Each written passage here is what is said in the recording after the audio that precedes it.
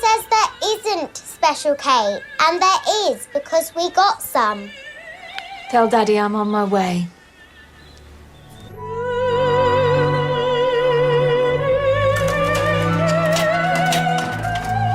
Don't touch the flag or Dad will go bzzz. Daddy's going bzzz as it is. I'm gone. Sorry. I know you're trying to finish Thingy's curtains. No, Thingy can wait. She's coming tonight. She can have it then. Oh, God, I completely forgotten. What, dinner? I know. Tonight? Yes, and it's all completely under control. Come on, girls. That's amazing, actually picking up our children on time. Hey, boys. Morning. Any chance of an unscheduled swap scene? Sorry, typical bloody story. Her Madge has got to get to Mayfair all of a sudden. Usual bollocks. Dad! I'm allowed to say bollocks, you're not. You're on book 3. Yeah, Michael's on book 3. He's been moved up a set. You're a clever boy. Okay, troops, everyone in the car. I think I might do a shop on the way back. Rachel, you are a goddess. And I am a pain in the ass who cannot be relied upon to wipe his own nose. We hold these truths to be self-evident. Amen. I found you a Jack Yates. Aren't I just? They're emailing the catalogue print to you as we speak. Yes, well, I have been busy. She's all right about that. Rachel's fine about everything, on principle. Could you offer Hugh a lift? I like my bike. Peasant gentleman in a hat, yeah. 3 mil. On the nose, won't go higher. Sterling. Well, I am glad, because I'm on my way to Bond Street to buy it. It is absolutely...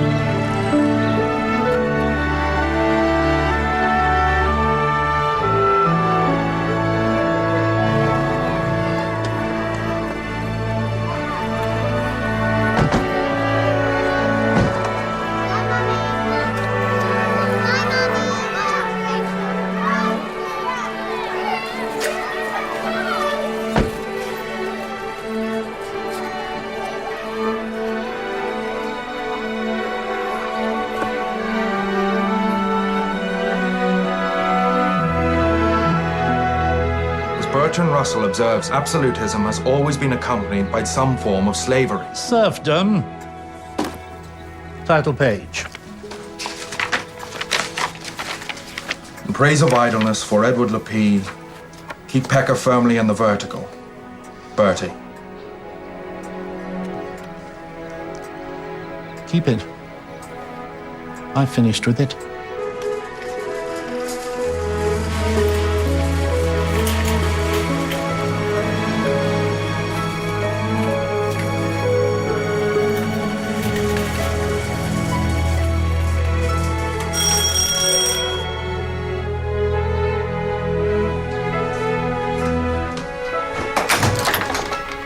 Hello. Hello. Jane Templeton. Hello. Am I expecting you? You've been expecting me since you were 9 years old.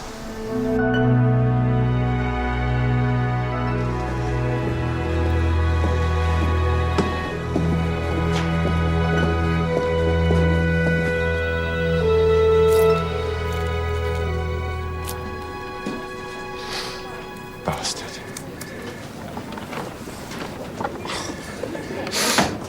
Morning, sir. What's the matter with you? You've been crying. I always cry when I know I'm going to spend a day with you, sir. I have to make a speech to the press, puffing the police. Who does? You? You're joking. Priceless.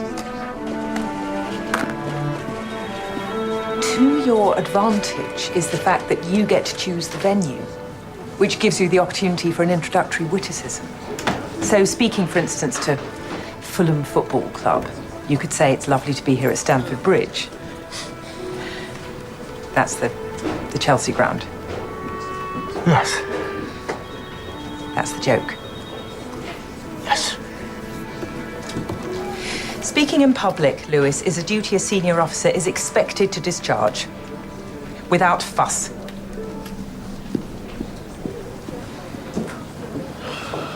Hathaway, find me some dead people. Sir? Crime, now! Or I shall discharge.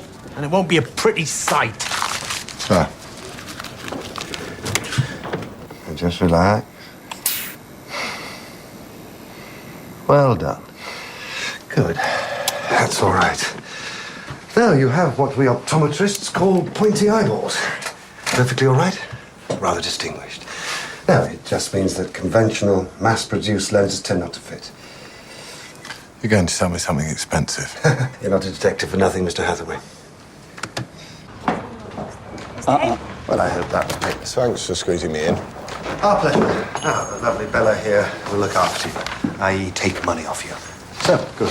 Welcome aboard. Mr. Mallory, excuse me. I did try and stop Mr. Hayward just now. It is his turn. Oh, that's all right. There's a lady waiting, Miss Templeton. I told you you'd already got me on the last session of the day, and she was rather determined to see you. Looks like one of Rachel's. My wife's a bit of a saint. In her spare time, she's a collector of lost souls.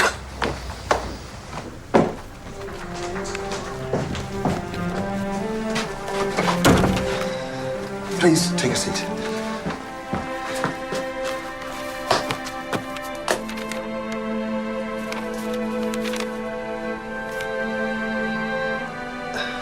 Right, sir. What can we do for you? You know, don't you? You know. Do I? That's handy. What do I know? Oh, you're good. Please.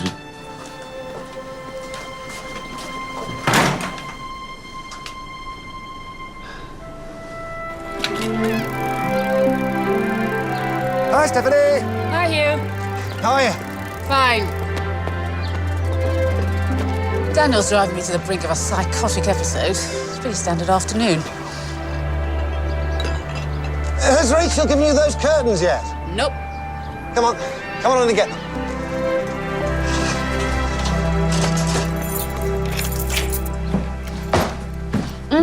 God, garlic. Your curtains are supposed to be in a box. Here. They're not here. Okay, let's consult the authorities. Oh, for God's sake, what's the point of having a mobile phone? Bloody women. God, this is delicious. I bet they're upstairs, just sitting there. Come on, identify.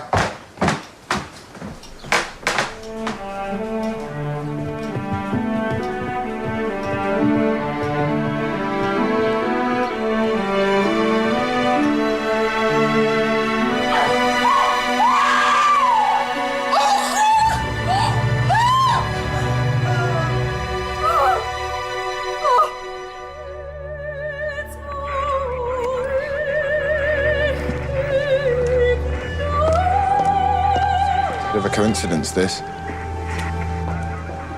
I met him a couple of hours ago. Sorted out my eyes for me. How was he? Charming.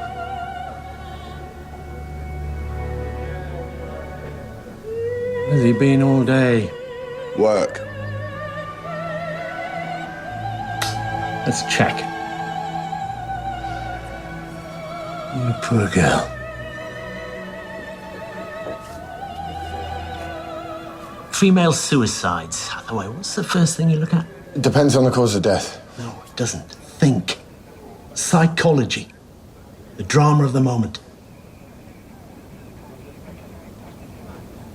Left hand. Married women throw away the ring. Last thing they do. She didn't. She did not. That's the first thing that doesn't smell right. No note. And that's the second. She just hoovered the stairs. I want Hobson all over this. It's not Hobson. What?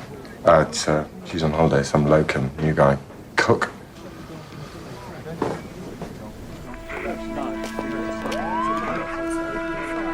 We'll make sure.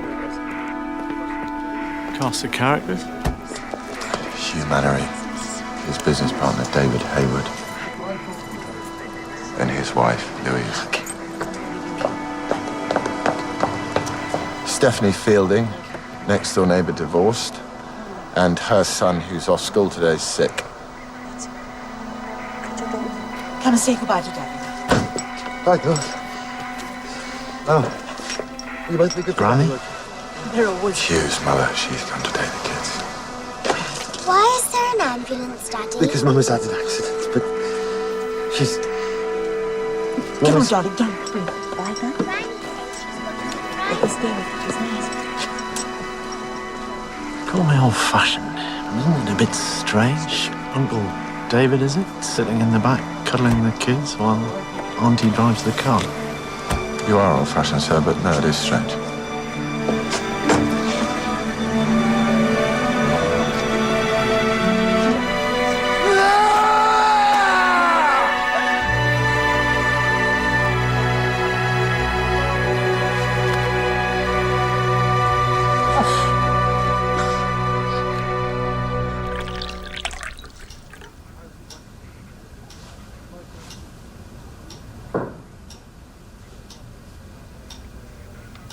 When my wife died, I drank a bottle of brandy every day for a year.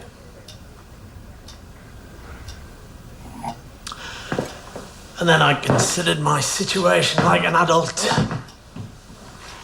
And the following year, I drank 2 bottles. And the year after that? I had a headache. Inspector. Nathan Cook. Depping for Hobson. Where's the dead woman? Show some professional respect, don't it? Right. Sometime this afternoon. Until I get her on the slab, I can't. Cause of death, what is it?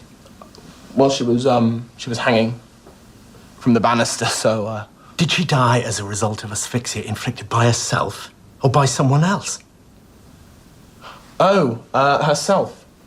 Yeah, the lesions on her throat and neck, entirely congruous with suicide by hanging, so it's, Well, look, I'm sorry if you find my diagnosis disappointing.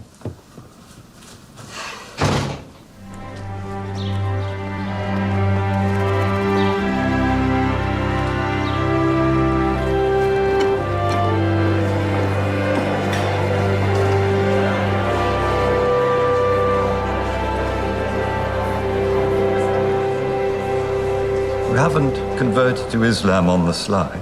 Not hungry. Never see you eat. A dreary life must be without the spectacle of me masticating. Oh, if you're going to be disagreeable, I shall read the local newspaper. Aloud. Ah, this'll amuse you. Summertime woman found hung. Hung. And despairs. Is there a name?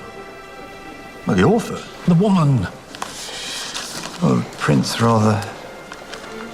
Mrs. Rachel Mallory. Mother of 2.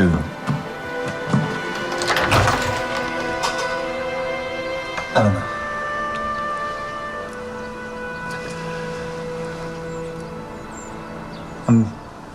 How is he? Is he, He's asleep.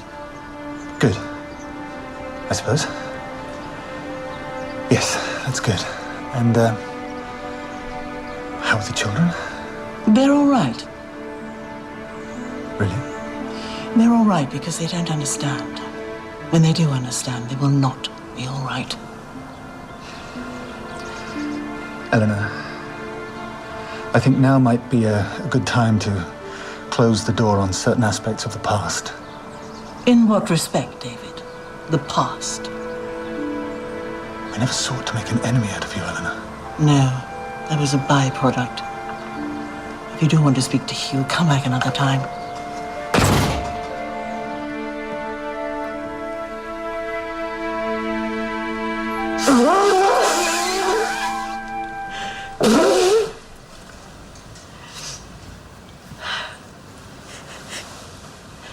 Just goes to show you, doesn't it?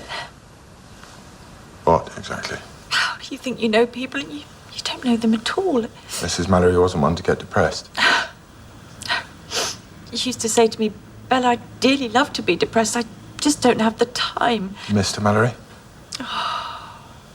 Lovely man, always hurrying home to be with her. Did he hurry home yesterday during the day? What are you suggesting? I'm professionally obliged to ask the question. There's only one way in and out of this building, and I sit right by it. Mr. M arrived at 9 o'clock and left at 6. Oh, that's that then. Thank you. Who's trying to contact me now?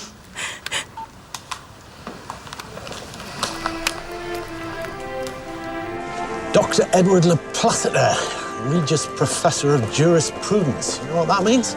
The moral integrity of the law, whether or not it has any. It means he's a stonking great cheese. What he wants with me all of a sudden, I have no idea. Professor? Who's the boy? Detective Sergeant Hathaway. Why are you here? Oh, don't tell me. It's because Lewis is afraid I might use words of more than 2 syllables. I already said syllable. I might have to lie down. It's the question of Stoker. Stoker came up in 1989. He's a grammar school boy. Very serious, quite brilliant, and absolutely without side. No money, no strings to pull. Well, of course, in this college, he was conspicuous. One night, some of his coevals managed to get him drunk. He became joyously noisy, declaimed a lot of poetry from the top of the college tower in the middle of the night. The occasion was essentially harmless. However, the eyes of the senior common room were upon me.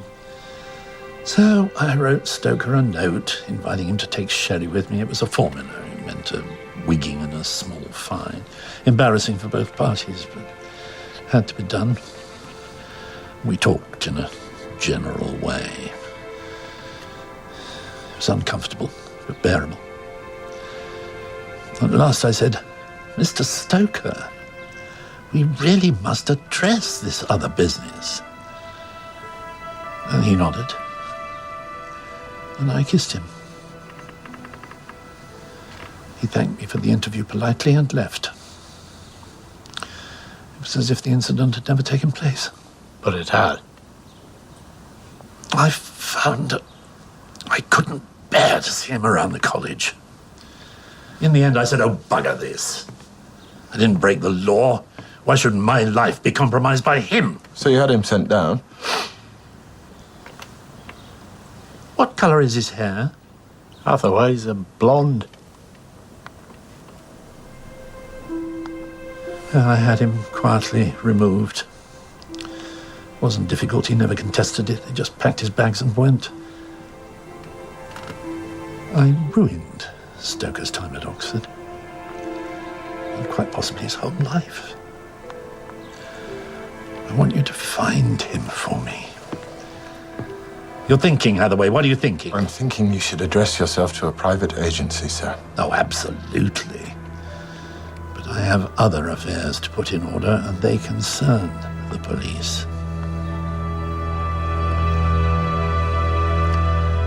You know, I've decided I can't talk with the blonde boy in the room.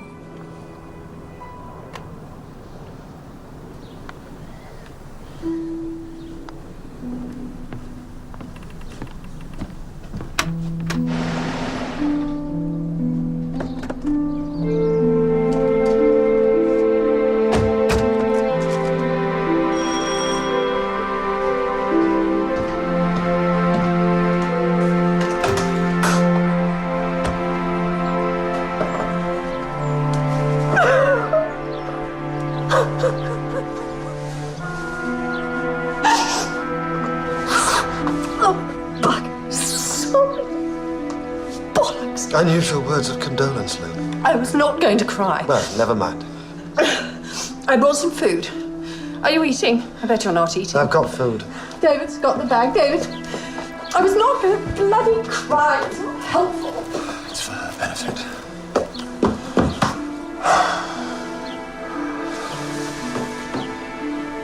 No one knows what to do. No, it's tricky. Anything you think you should have told me, David in Madagascar? I don't understand. Like what? I don't know. That's why I'll ask you.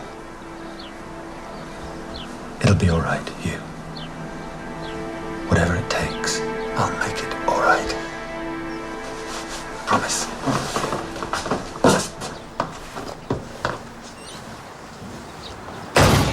He's sulking about that. Shall I tell you what he said? Both. He says Rachel Mallory was murdered, but the punchlines are, one, it was not suicide. Two, La Placida can point us to the killer, but the price of his cooperation is us finding and bringing him this Stoker bloke. What do you say to that? Do you want me to say arrest him for withholding information? Interrogate him gently, ask him to sit in a chair that's not there, that sort of thing. He's days from death. Says who? Says the Radcliffe Infirmary. There's a letter sitting on his desk. Treatment discontinued. He's living on morphine. There's no time for anything like official procedure. Just taking La Placida off the premises would probably kill him. So it's his rules, or we're not even in the game. But how do we know it's not some sort of deviant, opportunistic scam that he hears about Rachel, he uses her to get the thicky coppers to find his boyfriend? You're not telling me you trust him. Morse really rated La Placida. Reckon he was the real thing. Say it. Psychology of this is all wrong, sir. I know, but it's all we've got. In the meantime, I want a word with Uncle David.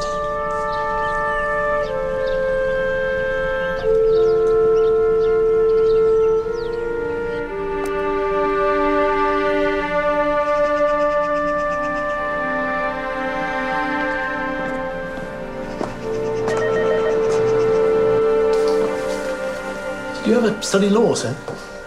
Law? No. Eyes. Medicine, not law.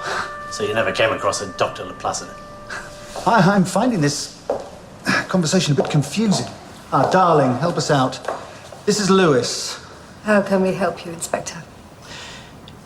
Give me a reason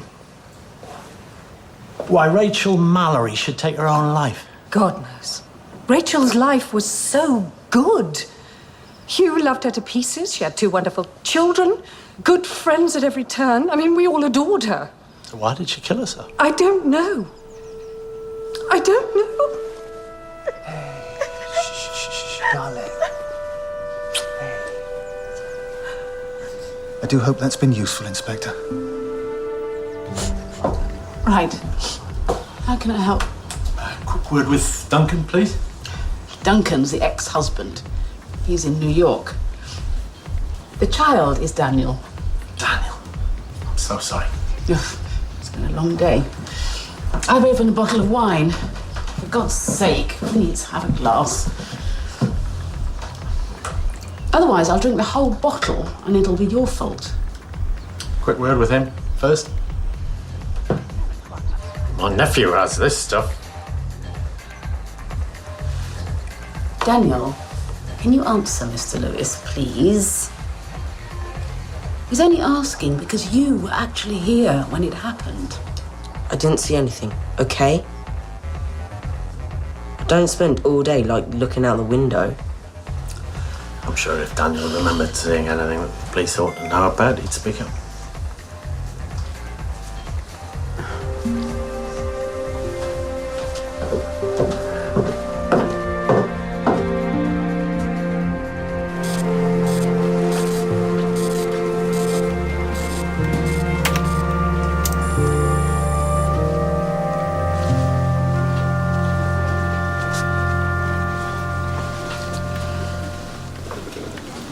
Lewis is where? Interviewing a neighbour of Rachel Mallory's, Mum. And you are doing what? Getting a bit of essential background on her. Well, trying to, but every time I So you're both fully occupied investigating a death medically confirmed as suicide.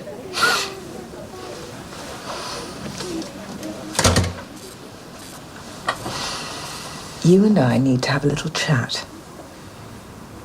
Anyway, Dunk buggered off. Left me.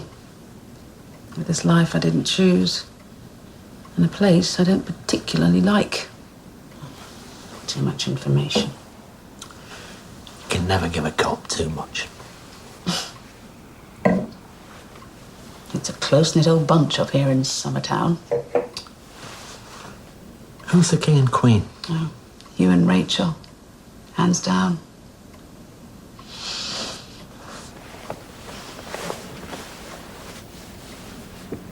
Close-knit in the sense No.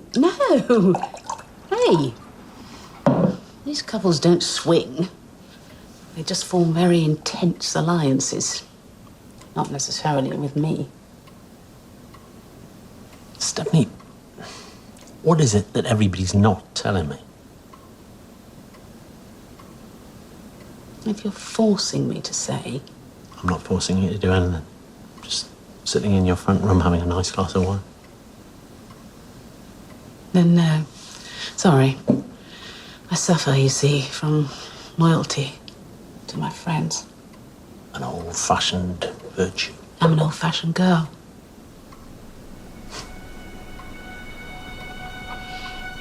On the other hand, you could speak to Hugh's mother. That's all I can tell you.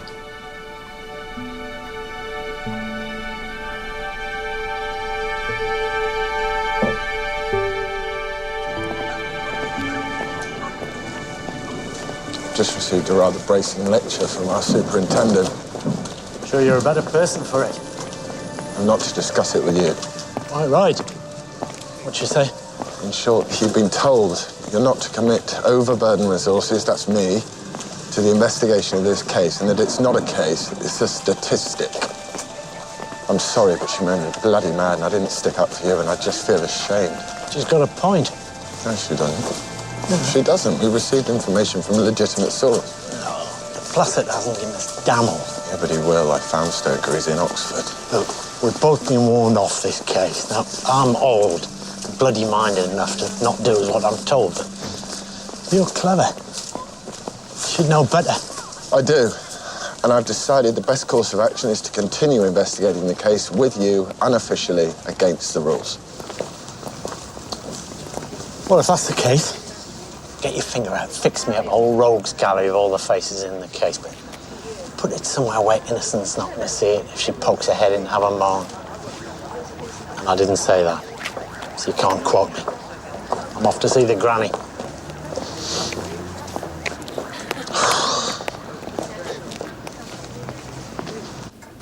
I tell you what I think.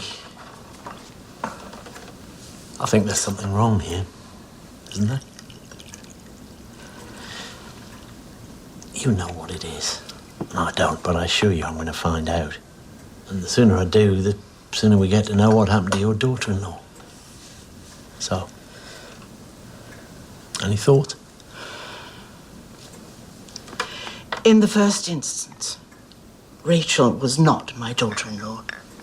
If we're going to be technical about it, my daughter-in-law is Louise Hayward. Hugh was married to Louise.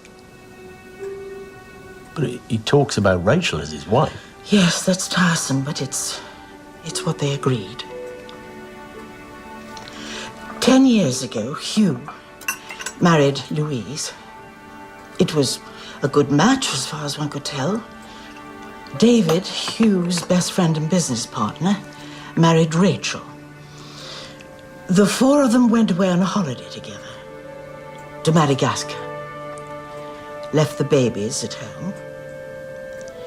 Whilst they were there, Hugh supposedly declared his hidden passion for Rachel. David and Louise turned to each other for consolation. So by the time they came back to England, there was a new configuration. So, what, the two couples just exchanged partners? It was decided that the mothers should keep their own children and the fathers renounce theirs. Take what you want, as they say, and pay for it. In the space of 3 weeks, marriages thrown away like clothes gone out of fashion.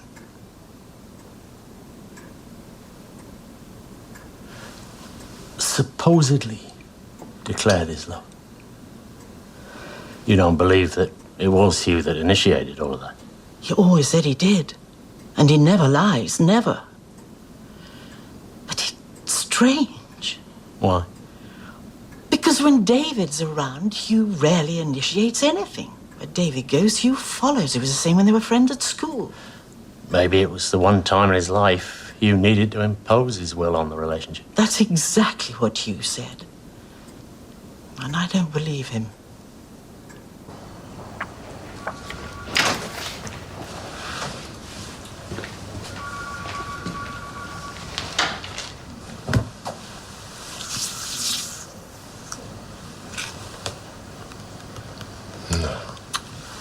Granny says. Is Granny to be believed? I've seen the wedding photos. See, they each chose the wrong person to marry. So they rectified that with a formal redistribution. They were happy with it. So Happy Rachel killed herself. She didn't kill herself. I would stake the crumbling remains of my career on it. That girl was murdered.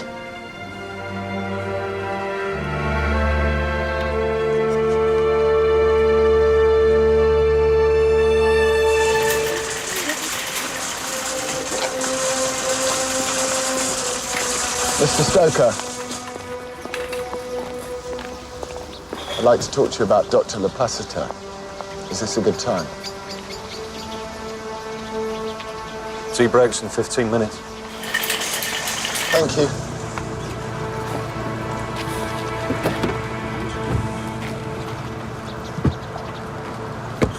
Is he dead? No. Would you like him to be? Thought he went to live in America. He did. He went to teach at Harvard for a while, but now he's back in Oxford. Well, I never. The professor's very sick, Mr. Stoker, with cancer. He's going to die soon. He asked us to track you down. He wants to speak to you urgently. How would you feel about that? Mr. Stoker? I used to take a lot of pills. I've stopped now. Sometimes I find it difficult to think clearly, to concentrate.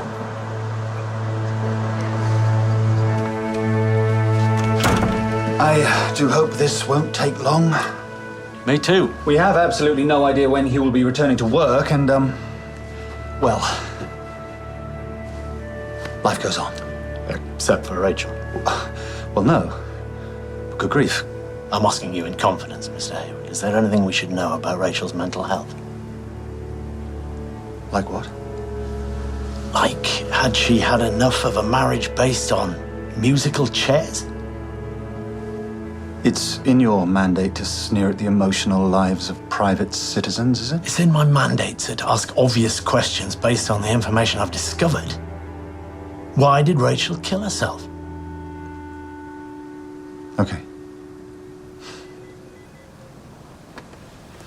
I shall answer that. I was always taught that being polite to policemen is the only way to make them go away. Worth a try? Louise thinks Rachel ultimately couldn't bear the disparity. To you, no doubt, we all appear rich. Louise and I are rich. Rachel and Hugh are not. But Louise is not very bright. And there are some things she does not know.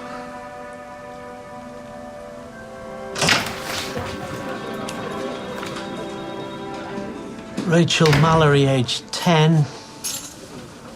Parents go for a drive one afternoon. Beachy Head. They fall. Both holding on to each other, apparently. Face to face. No note, no nothing. And if that sounds familiar, it's because it's meant to be. Hayward's selling me suicide as some bad family habit. Well, it often is. Not this family. Tell me something encouraging. Stoker has agreed to see Laplacita. Oh, good. Oh, no, but sir, he's fragile. God knows what's going to happen. Look, can I say this now? I think we're staking a hell of a lot on a conversation between a dying man and a terminally damaged one.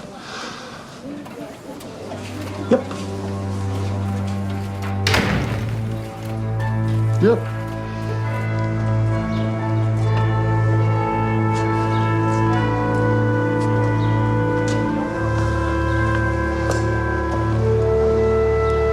Cambridge, this is called a court. On my first day, the porter said to me, Mr. Hathaway, would you kindly... I have to go to the bathroom. Okay.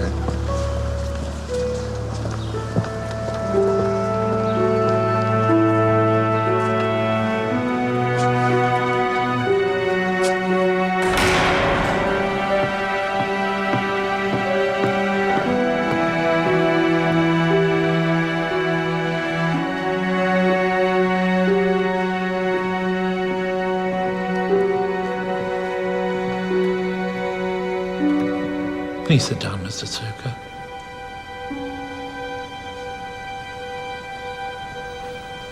As you wish. The quality of your silence suggests you're not going to talk. That, of course, is your prerogative. I'm very much afraid, Stoker, that I have spoiled your life. A small indiscretion blossomed hideously into an act of great unkindness at a time when you were very vulnerable. I believe you thought the world had turned its face against you, and that you would never have success in it. That is my fault.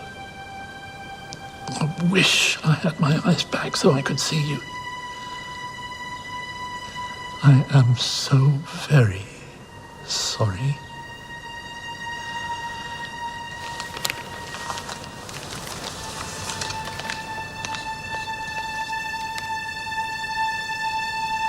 Could you leave us, please?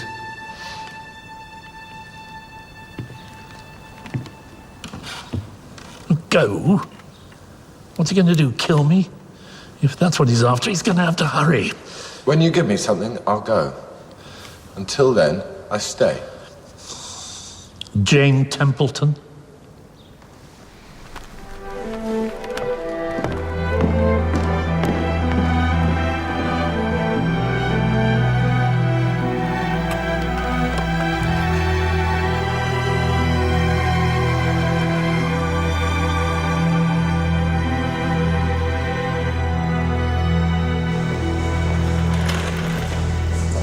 Would you like to step into my office? Oh, this is your office. Quickly.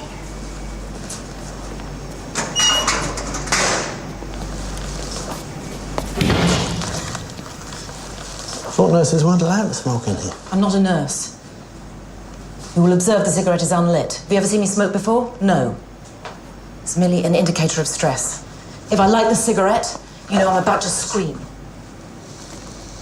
I understand in my absence you've had dealings with Dr. Cook, yes? How can I put this with professional integrity? The man's a complete ninny and outstandingly crap at his job.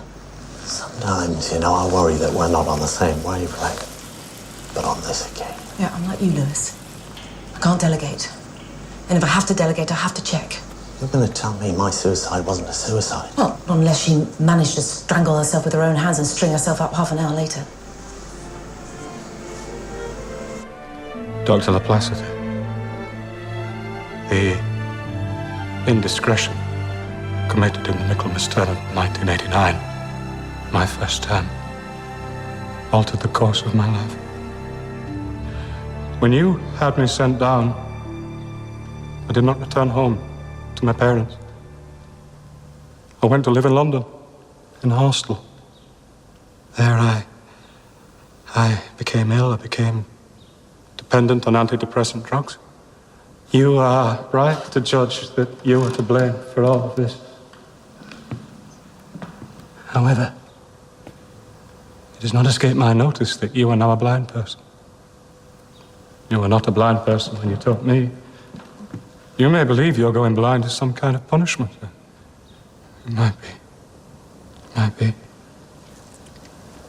Dr. Laplacid, please listen very carefully. I have suffered since you did what you did. So have you. My life has gone all wrong. So has yours. I don't believe it's possible to put mine right, but yours, it seems, can be repaired by forgiveness. It is in my power to make life better for one of us. My power. I forgive you, Dr. Laplacid. Completely and unconditionally. It's unnecessary for you to think of the matter ever again. The incident is closed. Then you had a knife. I needed to concentrate.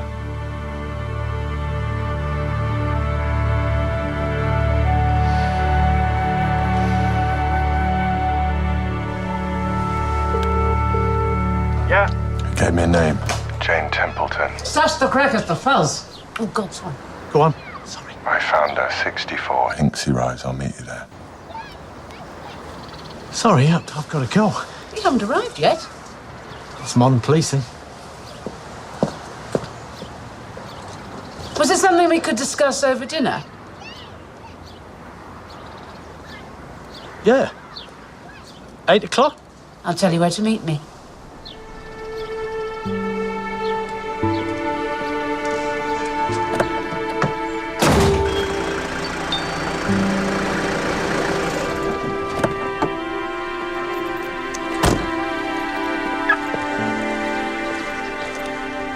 All he gave you was the name? Yeah.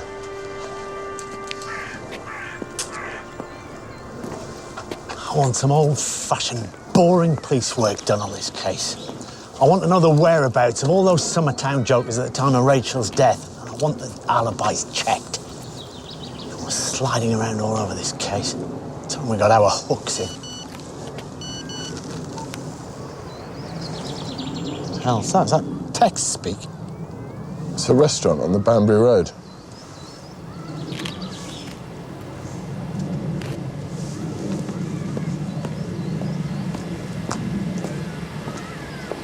There's an engine running in here.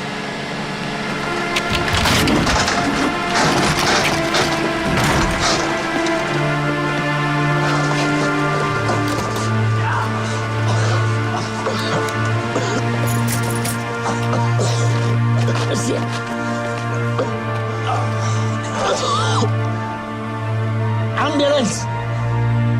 Oh, God, you're dead on me, stupid girl.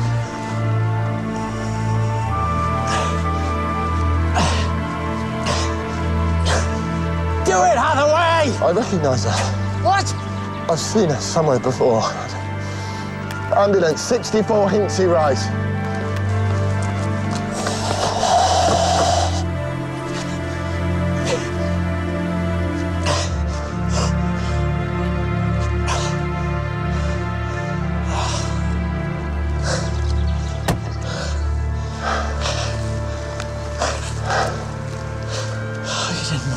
Gas yourself in your car, Janie. Some bugger made you.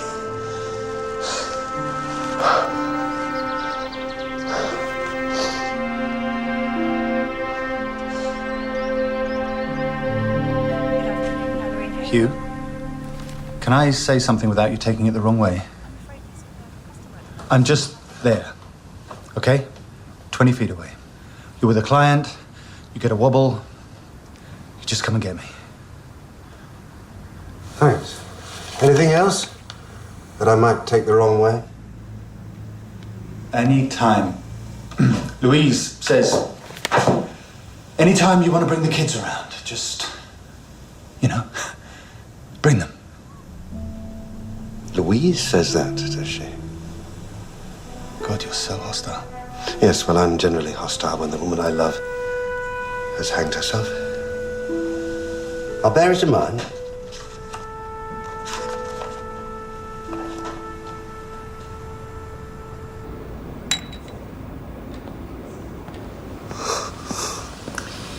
You might let me start speaking before you express boredom.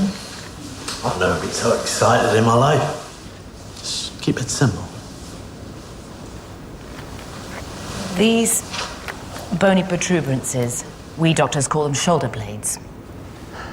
Well, above the shoulder blades, you will see two areas of contusion, here and here. Yeah.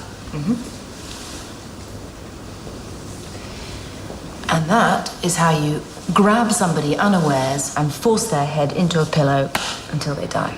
I put them in the car with the engine running and a pipe through the window. So it's no longer murder, it becomes suicide. And what is emblematic of death by exhaust fumes, when the subject is sitting, is blood in the knees and the ankles, the colour of bubblegum. This she does not have. She was already dead. What she does have, deep in her nasal cavity, is this. A filament of goose down. Doctor, you bring me all this because you secretly love me. If I bring you anything at all, Lewis, you cocky sod, it's because I secretly love Hathaway.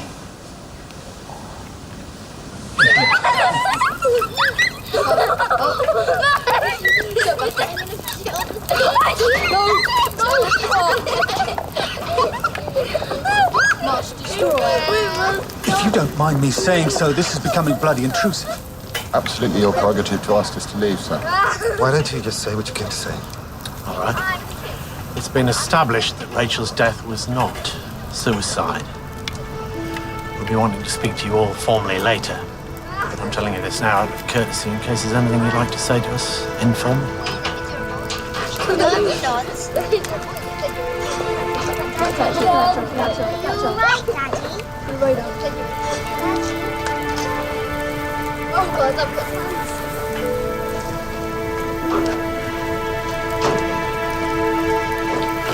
You should also know that we're investigating a second murder, which we believe is connected to this case. We'll let ourselves in. Nothing to worry about, darling. Isn't the fire lovely? Do you think it needs another knock? Family life, eh, sir? I miss it. I was being ironic. Even an ironic family life, I'd settle for that.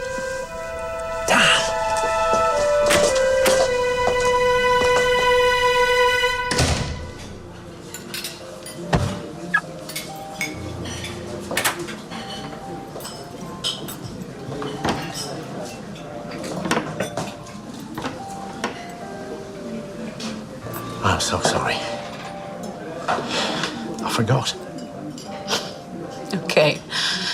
Am I refreshed by your honesty or just pissed off? Bit of both, I should think. Care for a drink, sir? Is it expensive? Alternatively, I could buy you a small car. So? So? It's my way of distracting you. Throwing open the conversation. So? Is that the small talk done? God, I hope so. Can we cut straight to the reason that you came to see me earlier? Yeah, I came to tell you. This is going to change the whole character of the evening a bit. Or a lot, not necessarily for the better. Rachel Mallory was murdered.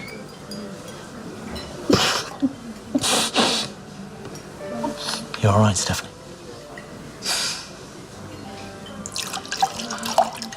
Sorry, but there's no doubt. And I thought this date got off to a rocky start. I could not have told you, but that would have been dishonest. Sitting here talking to you and thinking about that. Yes, I appreciate that. Would you mind very much if I went home now?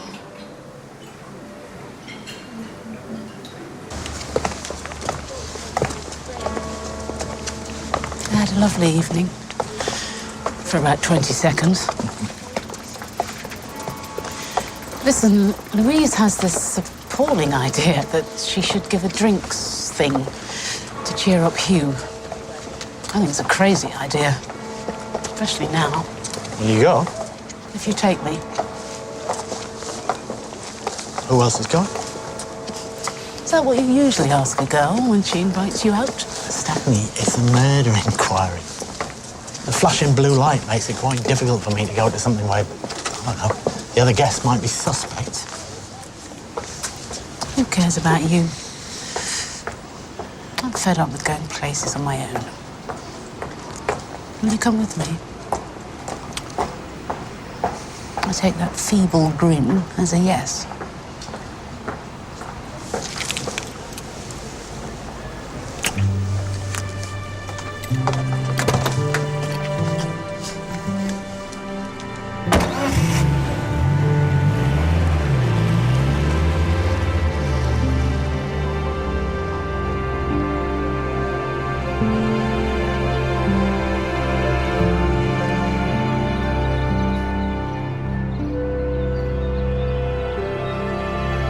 Jane Templeton, discuss. Unmarried, only child, no immediate family, civil servants of some description, but I'm working on that. No clubs, no hobbies, no friends, Bloody bleak, frankly. What about La Placida? He conked out soon after I left, and he's still unconscious. Are they taking him to the Radcliffe? No, he has left specific instructions. He's never to be taken to hospital again. He wishes to die in college. Fine by me, but not till he's talked to us. Explain this. Psychology. I knew you were going to say that.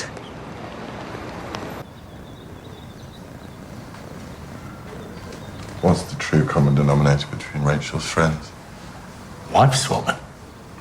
I don't know. Where they went to school? No, it's where their children went to school and they all go here.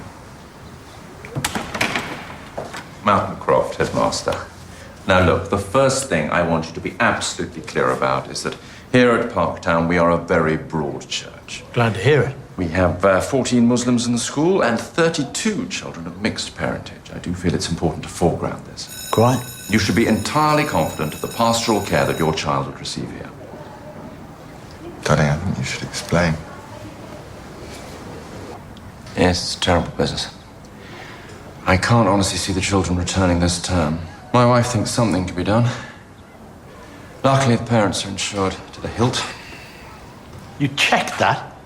The bursar informed me immediately we heard the news. Your wife, sir? She's a psychiatrist, head of pastoral care. She's arranged with Mr. Mallory to counsel Izzy and Hannah. We know the matter is socially, of course. It might be useful for us to pop back for a bit of a rummage, sir. Rummage? Through the paperwork here, with your permission, of course. I'm not altogether sure permission is mine to give. Is Dr. Croft about the place? Yes, I'm sure she's here somewhere. I can't talk about the children, client confidentiality. The parents, on the other hand... Open season. Yeah, good therapy for a therapist to indulge in some serious indiscretion. God, that was frivolous. How successful was the exchange, do you think? Surely David was furious that Hugh had nicked his wife. No, I don't believe so. They seem to have come to some kind of arrangement. David sees the children whenever he wants. They don't know that he's their father, but it works somehow. And even if it didn't, are you seriously asking me if I think David is capable of murder? Yes. Well, he isn't. I mean, David's soft. I work with murderers. They all have this extra bit of wiring that can actually make them kill, and David simply doesn't have that. Who does? Amongst her circle, would you say? Nobody. The entire circle, as you put it, is far wider than you can possibly imagine.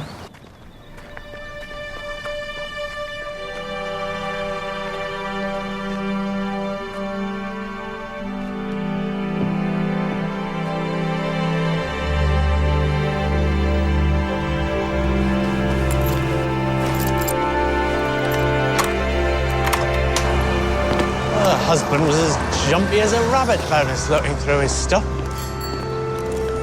What? Jane Templeton, I remember where I saw her.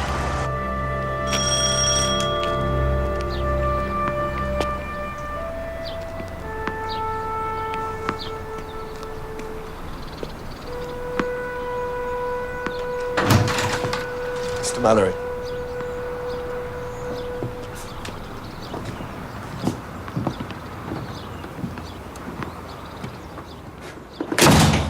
Did Rachel talk about her work?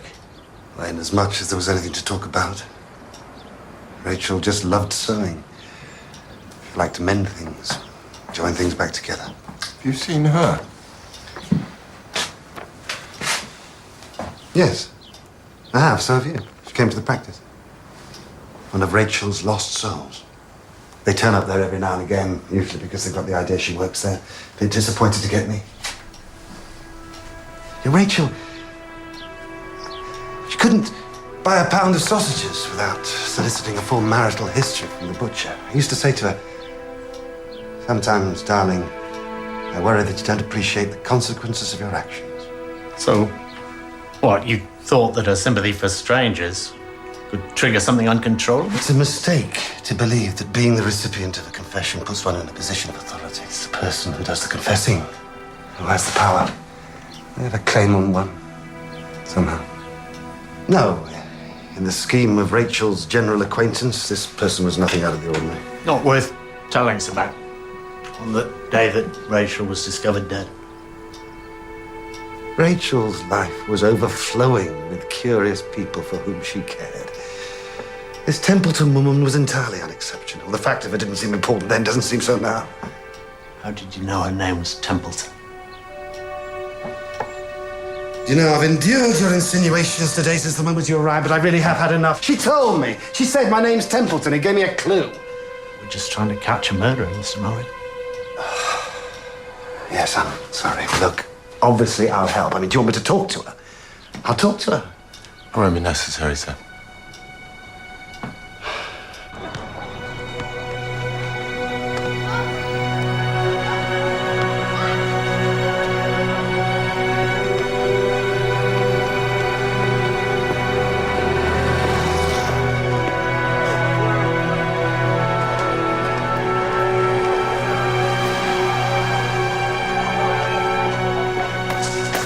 Recycling, sir? What? Actually, Inspector, I am in rather a hurry. That's apparent. Would you like to open the boot again? I've got a great deal to do today. Just open the boot, please. I'd prefer not to. Look, unless there are body parts in the bag, Mr. Croft, I really recommend that you do.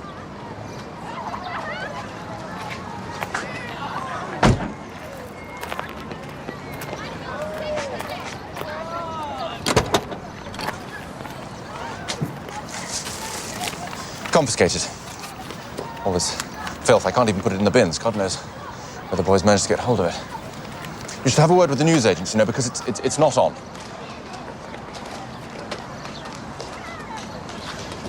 There's nothing illegal here, nothing whatsoever to do with children. Just consenting adults, nothing to be ashamed of. Please don't tell my wife. I'm afraid I'm going to have to, sir. Well, let's think about this, shall we?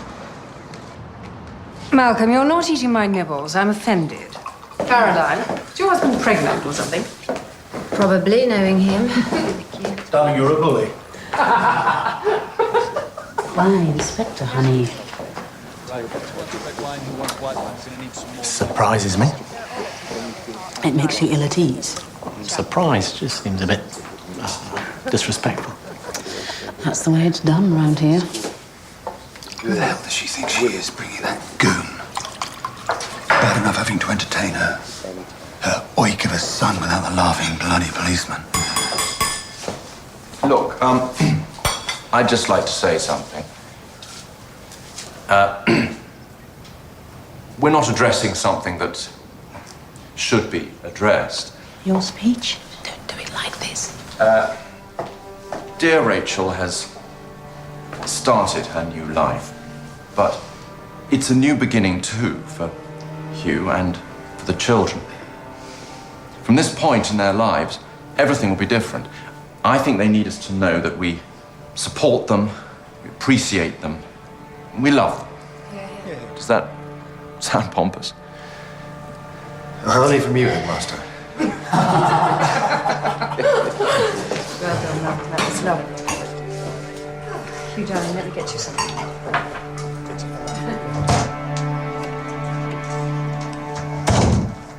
I can't believe this is happening. Met stranger people in stranger places. Just both the children? Yes. And this concludes our transaction. Is that clear? Don't push your luck. Daniel, very man. Now listen, something happened the morning that Rachel was killed and you saw it. What was it? Come on, Daniel, you see everything. I see you and my mother.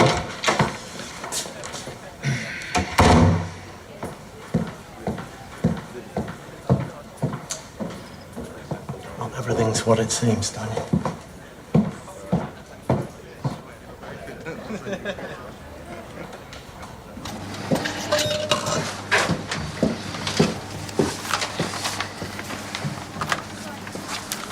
The files on the kids. How the hell do you get these? Age and guile. Very thorough. Caroline Croft. No emotional stone unturned. Do Do you know what's underneath all those stones? Nothing. The kids are happy. Izzy and Anna never smacked, never shouted out, never bored. Just loved around the clock. Mummy likes to...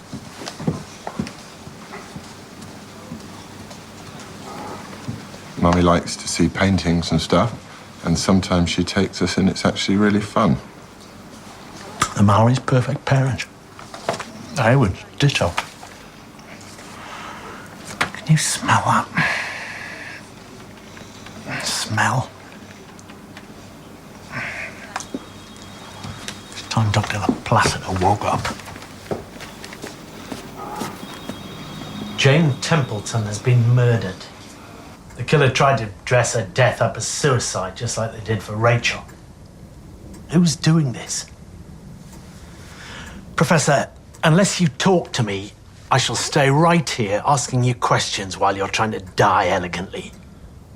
Public makes a very great error in supposing that violent criminals on their release from prison are merely tossed back into society.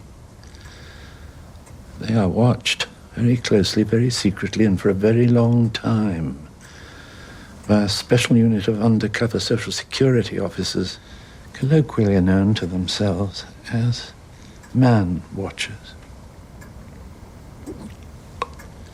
I now draw your attention to the case of Alison Bright. I was at the time the Home Secretary's special advisor in these matters. When she was very young, Alison, whom her parents judged to be a mature and responsible little girl, was left in charge of her infant brother for half an hour. The baby kept scratching at his face, making it sore. Mittens wouldn't stay on.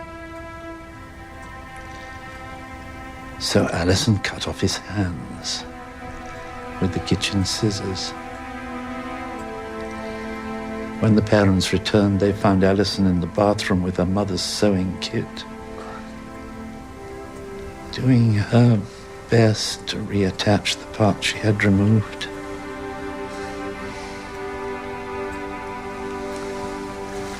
Alison Bright grew up to be Rachel Mallory. It was Rachel who was being watched. By Jane Templeton. The Templeton woman watched Rachel for 20 years. Watched the reconstructed child killer blossom. Her own life, on the other hand. No loving husband, no delightful children, a characterless bungalow in a godforsaken suburb. Templeton was on the down escalator and Rachel was on the up. And the gap was getting wider. It was not to be borne. She told you this? It was unfair. Her word. She told you she was going to blow the whistle on Rachel, sir? Sir?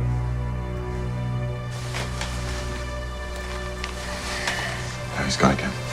Professor, wake up. He won't. He's in a narcoleptic coma. Could be a couple of days before we get him back. Let's see if he doesn't die in his sleep.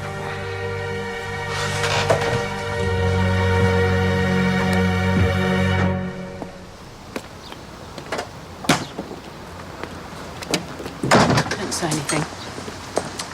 You're always telling me not to speak. You're always apologising. It's not a good look, especially on you. I know I didn't distinguish myself yesterday. Oh, but you did. You hid in the bog and interrogated Malcolm Croft. You interrogated my son.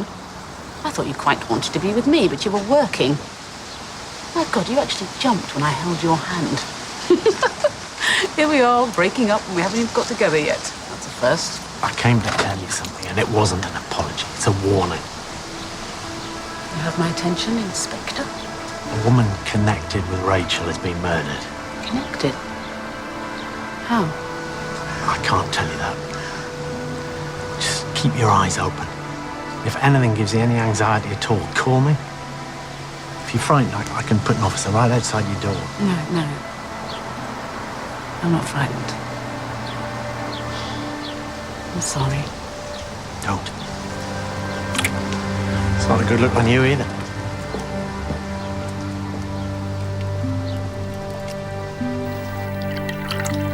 This is an amazing house. Oh, God. I haven't got the patience for this. Why don't I just answer your questions before you grind your way round to asking them? I make good money. David has a lot of money of his own. Why does he bother selling people spectacles? Out of loyalty to his old friend Hugh. Besides, gets him out from under my feet. Anything else? Did you dislike Rachel very much? I found her unnerving. Why? What was it about her? Her goodness. She took your husband from you. Hugh took himself to her. Laid himself down like an offering. I genuinely think she accepted him out of good manners. Besides, I got David, so I won. I don't think you believe that for a minute, do you? I beg your pardon? All this, it's meaningless, isn't it? The wine cellar, the gym, hot and cold running housemaids. Who's the person everyone adores? It's not you. It's Rachel. How dare you? Human relationships. The lifestyle accessory you just can't buy. I dare because I'm trying to catch a killer who may very well kill again. And nothing else matters, not your pretty little toes being trampled on. Nothing. I hated Rachel when she was alive. And now she's dead, I hate her even more. Because now she's perfect. But I never harmed the woman. I never harmed her. Of the known inhabitants of Rachel World, Hugh Mallory knew about her past or didn't. Either way, he loved her. And he was at work all day. He's acting like he's got nothing to hide. David Hayward, there really is something stinky about him, all that strutting around, beating his chest. He was married to the woman, for God's sake. And his alibi to the hilt. Louise, she's always falling over herself to say how wonderful life was with David and his fine collection of modern money. Not her. Stephanie Fielding? Oh, opportunity, yeah. At home all day, movement only corroborated by her son. Motive? Motive, jealousy of a happy marriage. It's possible. The Plassiter? Well, yeah. Wouldn't that be good? How would that work? Waging some Hannibal Lecter's war of attrition on the phone, moving his pawns about. Stoker? Not a pawn. No, but he's a lost soul. Hathaway, that damn telephone. It's yours, sir. Oh, perfect. The insolence I have endured. The self-regarding eccentricity of your methods your colleagues have endured. But this, Lewis, was a perfectly calculated subversion of lawful procedure, and I will not permit it. What in God's name were you thinking? A cocktail party with the prime suspect in a double murder case. Who told you, out of interest? The headmaster of Parktown Prep. He thought your presence at the party was irregular, and he was spot on, wasn't he? More balls than I thought. What? I said the ball's in your court, Mum. I'm sorry. It was the right thing to do at the time. You get this sorted, Lewis. You and Boy Bloody Wonder, you do it right now. And without the slightest trace of impropriety, or I will have you back in a tall hat peddling a push bike before you can say, "Where's my pension?" Have you got that? The gist, Mum. Absolutely.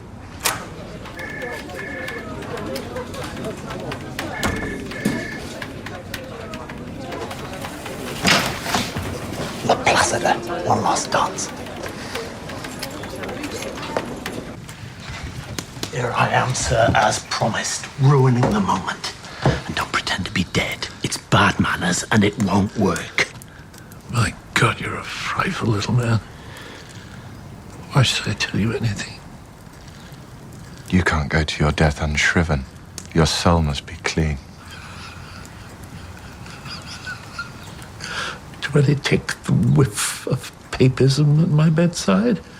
How delightful. You must tell us what we need to know to catch this killer. That is your true act of contrition. The visits of Rachel Mallory. The terms of the order were very clear. Nobody was permitted to know whom Alison Bright had become. Not even me. I couldn't have found her if I'd wanted to. But of course she knew about to find me. She called me on the telephone. She'd invented some incredible charade about writing a paper on the subject and needing to talk to me about it. I knew it was her. She pretty soon realized that I knew who she was. But neither of us ever admitted it. I told her about Stoker. It was her moral example that made me seek propitiation for that sin. I asked her to seek him out for me. I think she tried. What did Rachel tell you? Oh my God. Cancer's a bore. Tell us what she told you. Don't take it with you. This is it, so he's going. Dozy don'ts and dozy don'ts and little lousy tiny. Edward, try. Kiddly tiny too. You're about to stand before your God. Oh! The head shrink. Who? Who's the head shrink? Go out of the room. I want to die alone.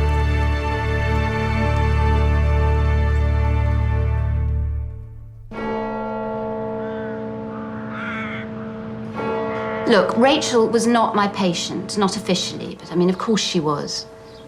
How could I be privy to the most appalling secret and not try to help her? For 2 years, I subjected her to the most comprehensive therapeutic trawl through her unconscious. I hypnotized her. Uncovering what? Nothing. That's the point. There was no lurking trauma predating the killing of the baby. She was never abused, physically or mentally. For what she did, there was no objective excuse. The evil had come from within. She was trying to stop the boy from hurting himself. That wasn't evil. I mean, it was a terrible mistake, but it was born of kindness. Would you believe that if you made your baby brother bleed to death? Her whole life was a relentless struggle to surround herself with goodness, to be loved, to be needed, and to be reminded constantly that people were not dolls to be torn apart and stitched back together again. Did David know about Alison? Yes. And what about Hugh? Well, she wanted to tell him desperately, but she never did because she thought it might drive him away. Suppose Hugh found out about it. How would he cope? He'd have managed, somehow. Excuse me. Excuse me. Why did Rachel tell you the truth about herself? It's my guess she wanted to tell you when you proposed to her, but she just couldn't do it. Had to have that ring on her finger first, yeah? Whenever. That was when you decided to palm her off onto Hugh. Not unreasonable. Who wants to be married to a psycho? Don't take that tone of blokey sympathy with me. It demeans us both.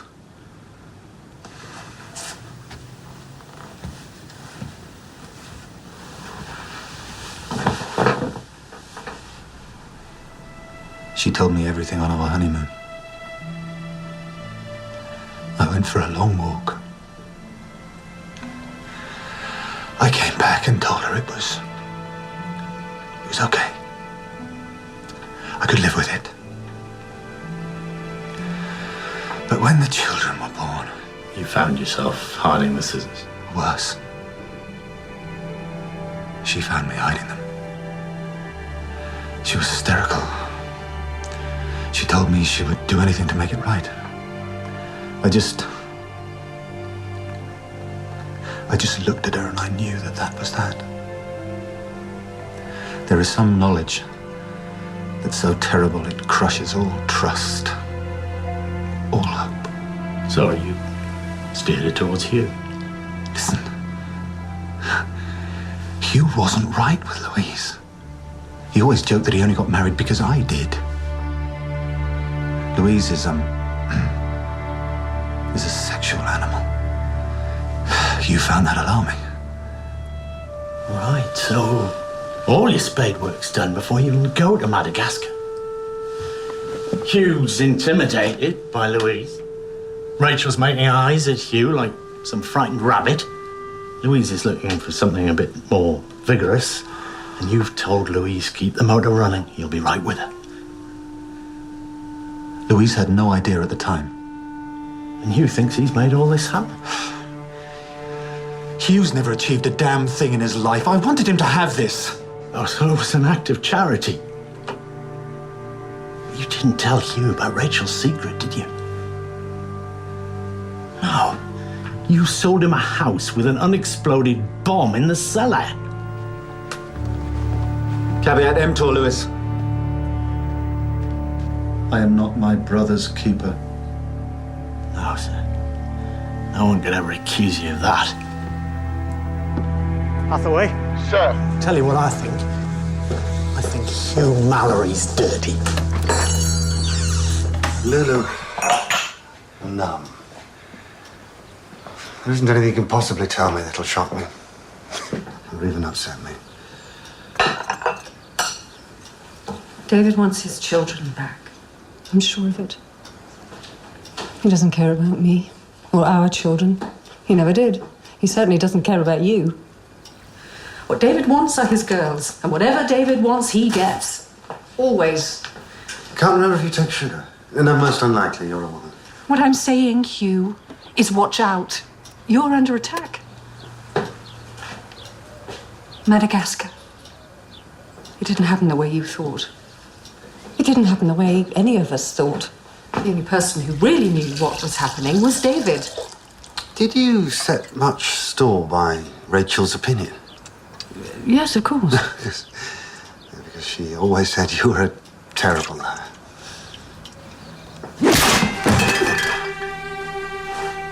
Amusingly, I only found out the truth about Madagascar quite recently. But I'm afraid I can't accept the suggestion that David kept you in the dark about it. Or about anything else, for that matter. No. You knew everything. Everybody knew everything. But now... Hey, poor old Huey come lately. He knows it too.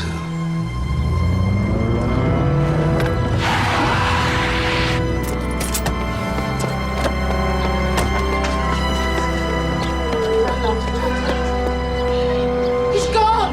Hugh's gone!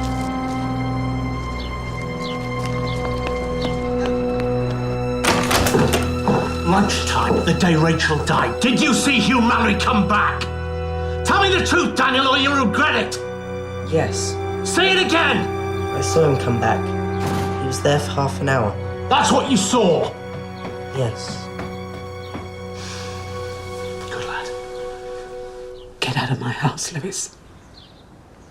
Get out!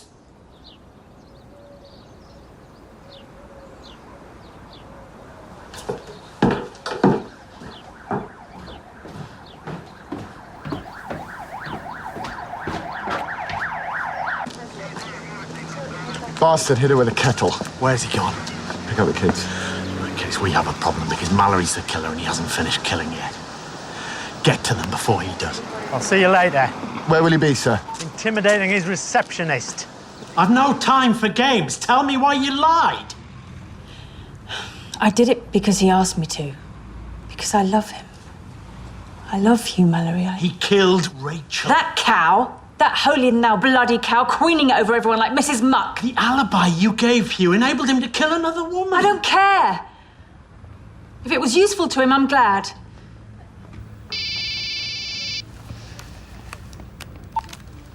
Tell me. Not good. Mallory arrived 10 minutes ago to take the kids away for a surprise. Where's he taking them? Well, I don't know. It wouldn't be a surprise to us, sir, would it?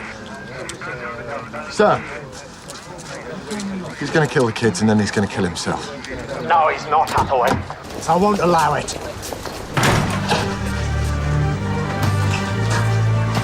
Get me tech. Yes, sir.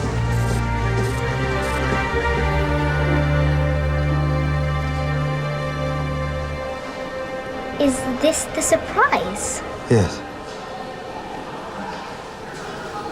Are they real? completely real. Cool. I wanted you to see them because they're so special to Mummy. Did she like them? Not exactly, no. She thought they looked like she felt inside. But Mummy's pretty. But Mummy didn't feel pretty inside. Somebody told her about these guys, so she used to come here apparently quite a lot. So she could look at them and think, yes, that is exactly how I am. Squashed, deformed, grotesque. Daddy, Yes, darling. you're hurting my shoulder. Oh, sorry, sweetheart. Missing Mummy a bit. Right, who wants a dinosaur? Well, I do. You see, hold Daddy's jacket. I'm going just there to that lady with the shop. Stay right here, okay? I don't like the little faces. Mummy? Eh? C'est mignon, hein? C'est dégueulasse. I'm not allowed to use these in here, darling. Not a great deal to go on. Right, dinosaurs. Come on. They're still in the city. They're indoors, somewhere big with an echo. Church. Not a church. It's too busy. A library. The sound over the word is a woman laughing. Well, you wouldn't laugh like that in a library. Glace. Glace. I think that's French. Dégueulasse makes you puke. It's amused disgust. Where would Hugh take the kids to look at something that a tourist finds repulsive and yet still funny?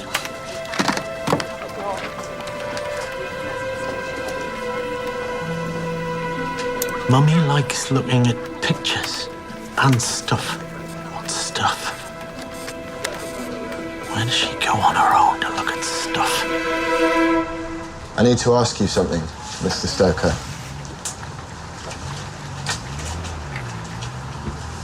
Did you never meet, by any beautiful chance, Rachel Mallory?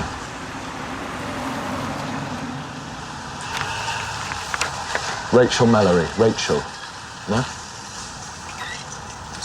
Thank you. Alison. What? Yes, Alison. Carry your groceries to the car. She lends me books. Told me her secret name was Alison. Did she tell you any other secrets? Did she tell you about the head shrink? I'm the one who told her. Know where they are. So do I.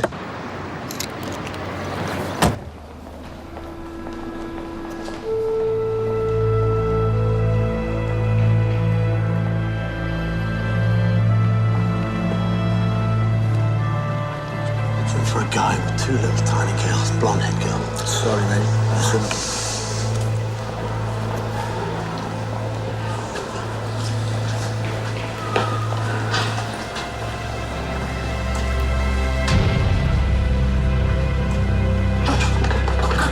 One last surprise.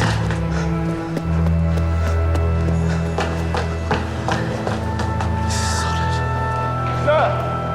They're here, they're up top!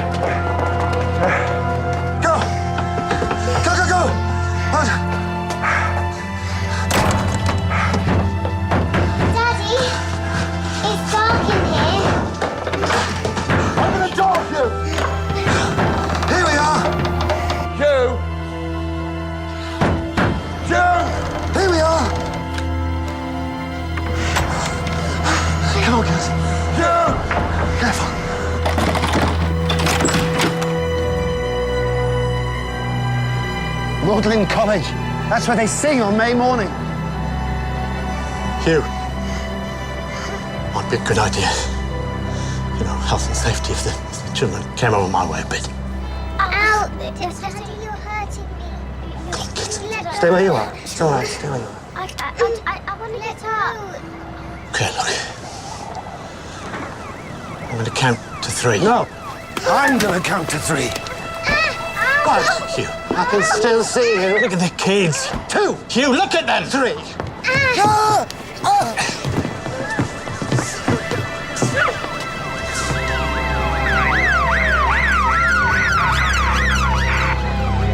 Now stay there for me, okay? Right there. Better for all the children if you're alive, even in prison. Oh, will you give it a rest? What do you know about it? I mean, your wife died. Boom.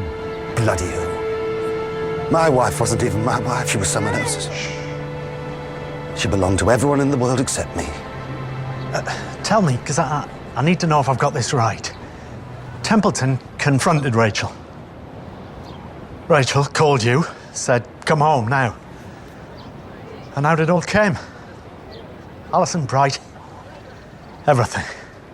She told me about it, and I still loved her.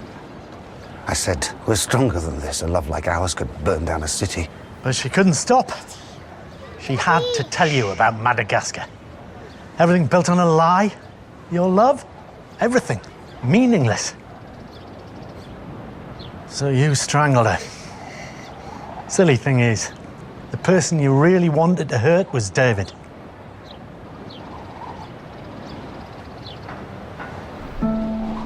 God, I'm tired.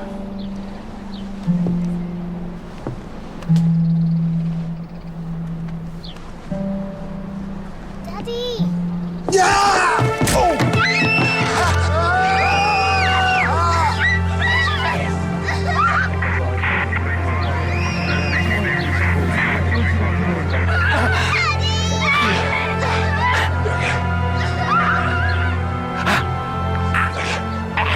Hold on to my arm, you! It's because you want to live. Say it! Say it!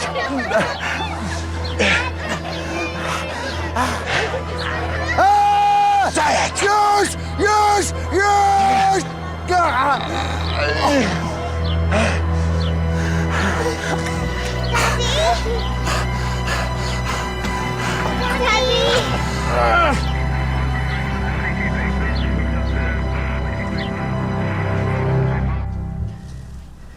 Because of you, I have a migraine. Because, and only because of the migraine, I'm not going to raise my voice at you. Thank you, Mom. That's a relief. Intimidating witnesses, Lewis.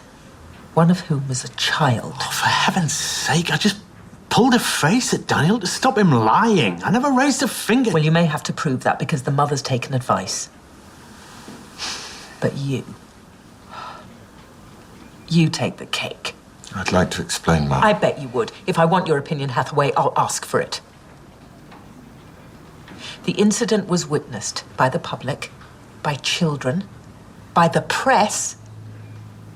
If Mallory had let go, you wouldn't be looking so bloody smug now, would you? Not smug, Mum. It's just the unfortunate shape of my face. I'm sorry. It just seemed like the right... Apologies are not enough. Right psychology, Mum. This is demotion to the ranks. Right psychology, my Royal English arse. If you put Hathaway in uniform, Mom, I go with him. Calling my bluff, are you, Lewis? Do you really think that's wise? If it gets me out of giving this bloody speech.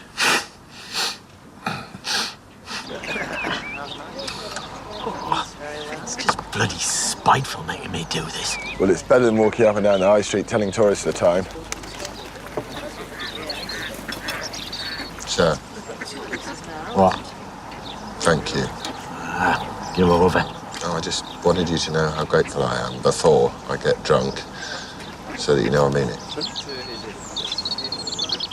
Oh, for God's sake, just write this thing for me, will you, Jim?